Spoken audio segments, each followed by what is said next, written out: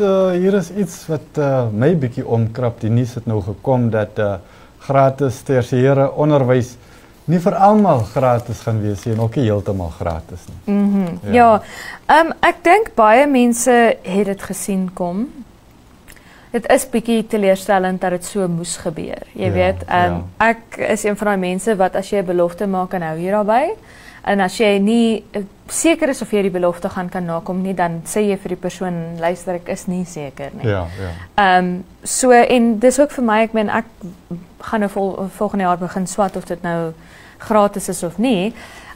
Vir die beroep waarin ek is. En dit is die waarheid vir baie mense wat deeltyd swat is.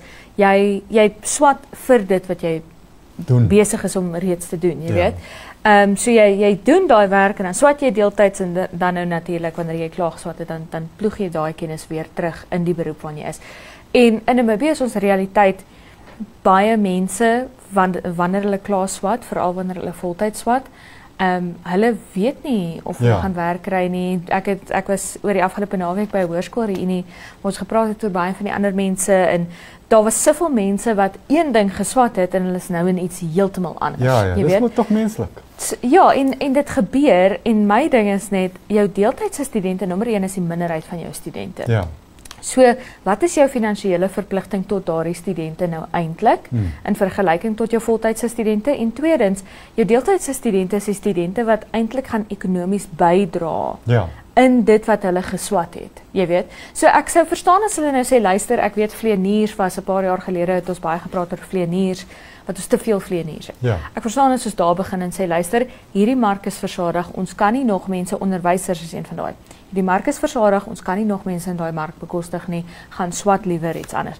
As dit 'n incentive, as ek Engels kan gebruik, sou word vir studente, om liewer iets te, want baie mense swat net iets om te gaan swat. Jy weet, so as jy daai kan gebruik as 'n incentive om gaan swat die dinge wat Namibië nodig het.